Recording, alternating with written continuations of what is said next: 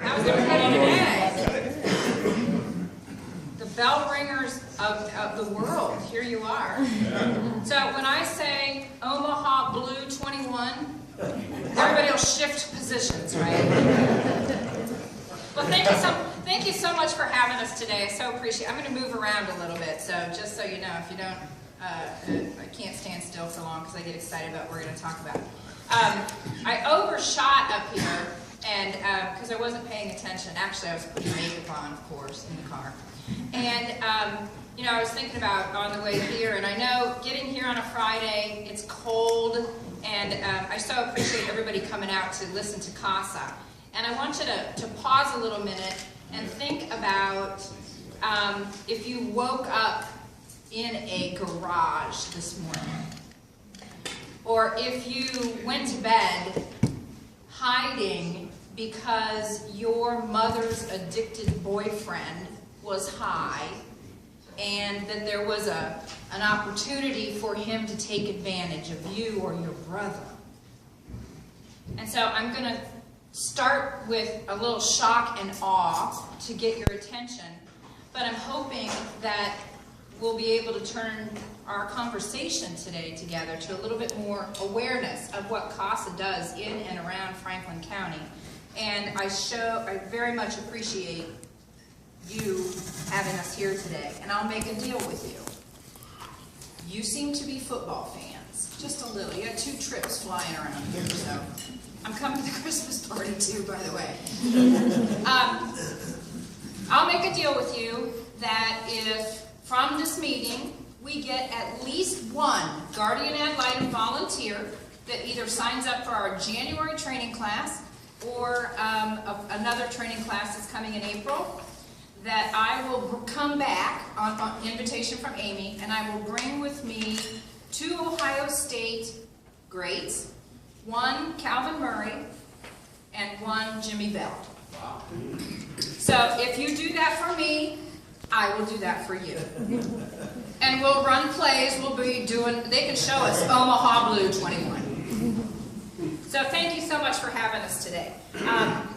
We are in such good company, and I just want to say thank you so much for that. I didn't even put the bell ringing on here. What caught my attention, of course, was the fine job you do as parade marshalers.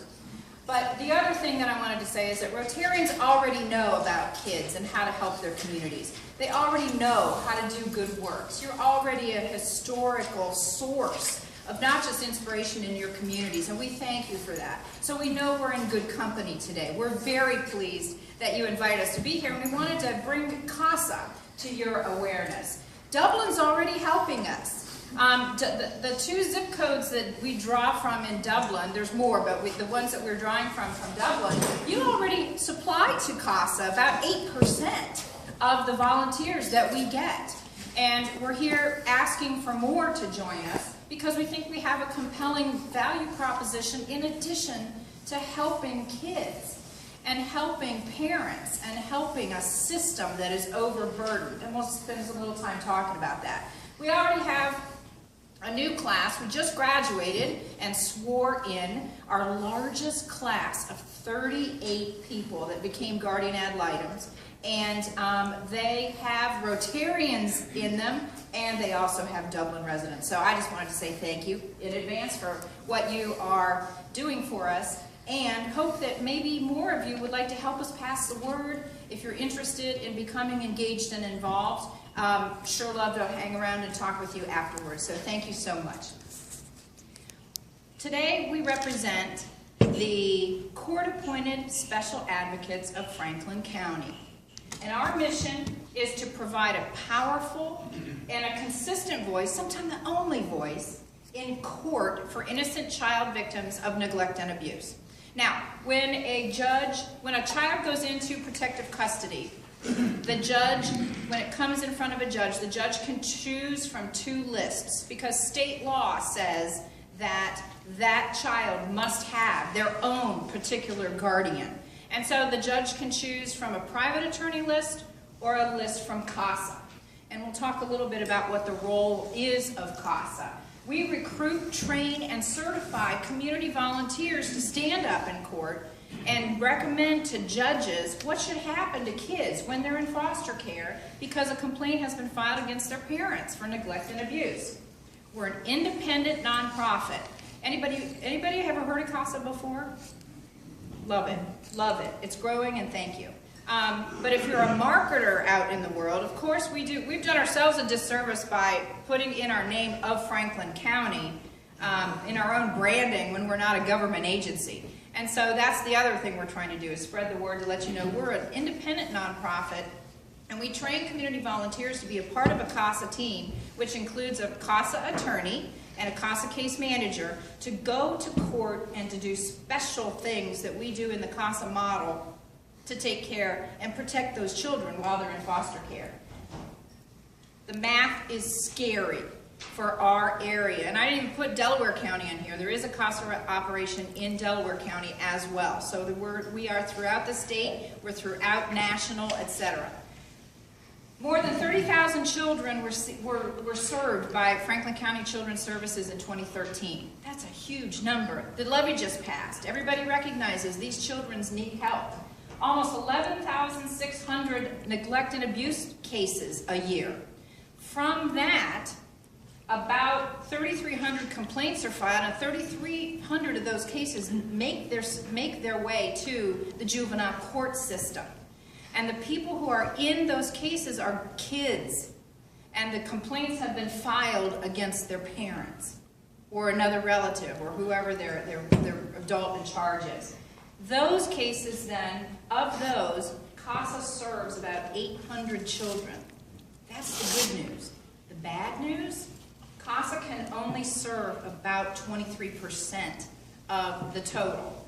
Some of the private attorneys serve that other, but quite frankly, we want to grow those numbers because the way we approach taking care and protecting children is a differentiator. It is governed and certified through the Supreme Court of Ohio under Rule 48, and we take our guidance and our authorization from that rule using a national model that works. Only 23%, over 800 kids this year. It's a banner year for us. We're having a huge year. That means we're serving kids more. Some of those kids are right here in your neighborhoods. We don't know them. We don't know, but who's a teacher in the room? If you have any teachers, the teachers know who these kids are, because these are the kids that are in their classes, or the kids that for every once in a while just don't show up. From one day to the next, from one week to the next, or from 1 month to the next. We've served over 350 families, and when you join us, as you will, remember football players coming, over 260 to 300 highly trained GALs that we've had across the community. Now, because our numbers are smaller, the judges appoint us to the cases that are very requiring of a keen sense of the special skills that we have and the special ways that we've been trained to assess, to discuss, to grow relationships, and to formulate recommendations of what should happen to that kid as they go from foster care to foster care, or they're put in with their grandparents. Imagine if you are this kid in a courtroom, if you're going through this, everybody has a lawyer. Mom has a lawyer, dad has a lawyer, grandma sometimes has a lawyer, aunt has a lawyer. The kid, who do they have to speak for them? The answer is CASA. And CASA is the one who exclusively focuses on that kid while all that other noise is going on in this debate of who knows best. Our kids, 52% male, 48% female, 64% of them are living below the poverty level, and that's growing. We'll hear a little bit more about some of the factors. You know the factors. You've seen them in your own community. You help with food. You know that this is an issue. Well, the people who suffer the most are the kids. 55% are 0 to 5 years old. One of the cases that we took this year, we got the moment that child was born. Our CASA case manager was in the hospital meeting the nurses, the doctors, and taking control of that child's recommendations in terms of formulating what should happen to that child, to the judge, because it was born to a crack-addicted mother. 34% African American, and our diversity is increasing. The demographics you're seeing in Dublin, the demographic change you're seeing in Franklin County and Delaware County, those populations are making their way into our populations for several different reasons. And Children's Services will tell you because a lot of factors have changed in terms of child welfare. Differing cultures have differing ways of raising kids. Culturally, if you raise the things you raised your kids doing, try to do that with kids today. And there's a lot more going on in terms of people changing parenting and how they're going about doing it. Number of cases, the bad news, going from year to year, and the factors of economics, poverty, hunger, and mental illness are big, big factors in terms of what we see, in terms of what these kids are growing up with. I'll tell you what though, the number one thing, and I know you're wrestling with it too, substance abuse. It's a huge factor in terms of these kids that we see. Heroin, other drugs of choice, and even the Attorney General, Mike DeWine, has initiated a special effort to grow more CASA operations through the state of Ohio to assist all of the courts. We've been around since 1991. Do you know that Cuyahoga County, which is one of the largest counties in Ohio, does not have a CASA yet? Does not have a court-appointed special advocates yet.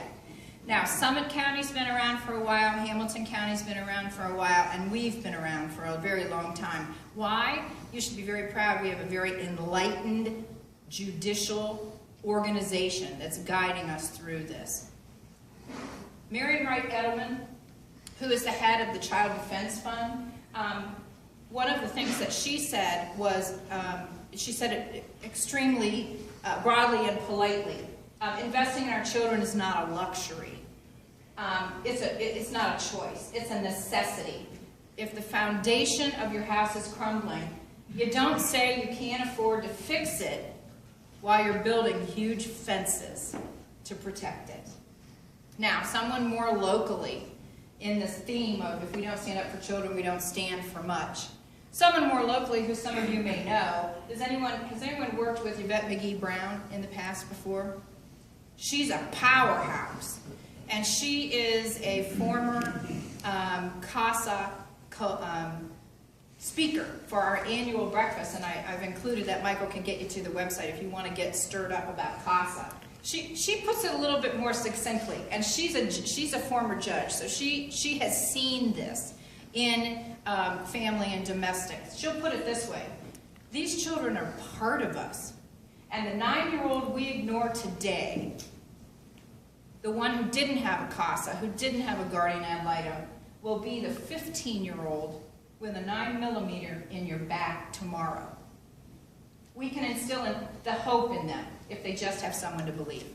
And that's the consistent voice, the guardian. But there's good news. The CASA, the Court-Appointed Special Advocates program, shows, and the research has demonstrated this, that our model, which is differentiated in the way that other models are developed for how to marshal a kid through this harrowing time in their life, is that our kids that go through CASA are less likely to abuse substances, they're less likely to commit child abuse or other abuse or family violence, they're less likely to become violent criminals.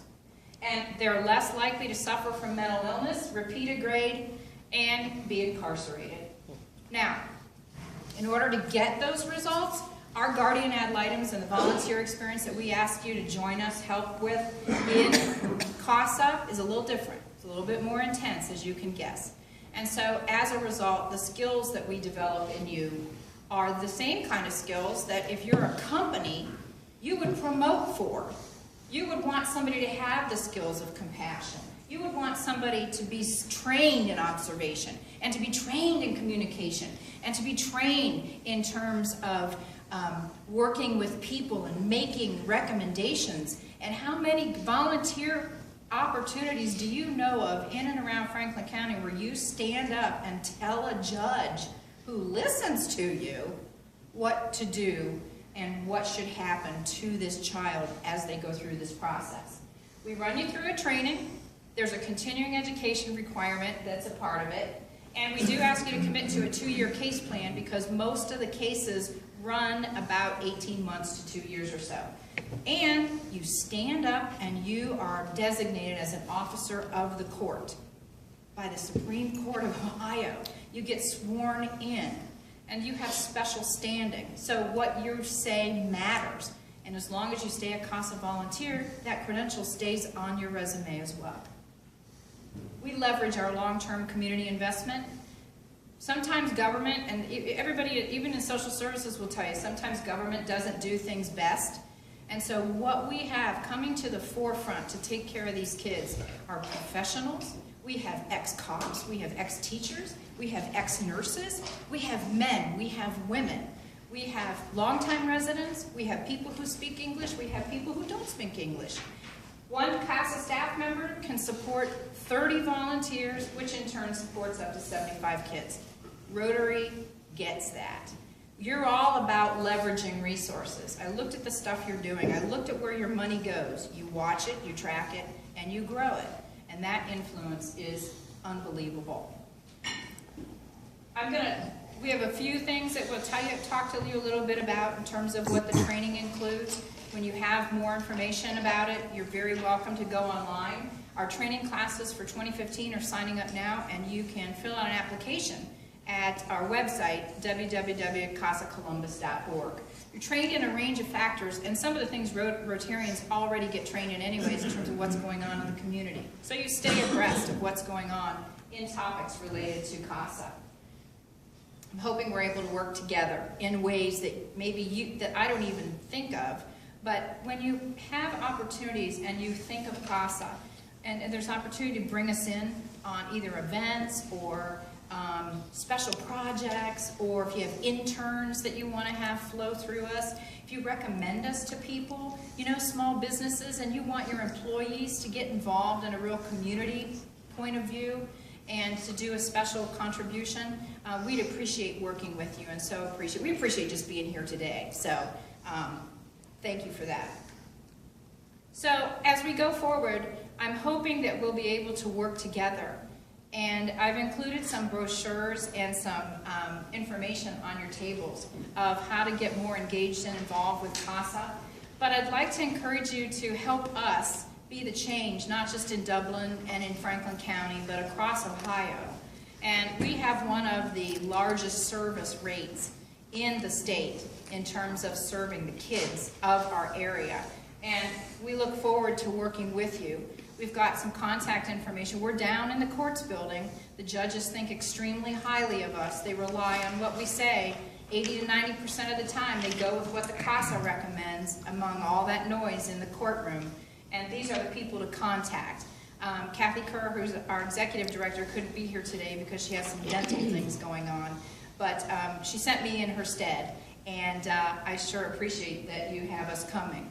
And so I want to close by saying thank you. Thanks on behalf of CASA, the court-appointed special advocates of Franklin County.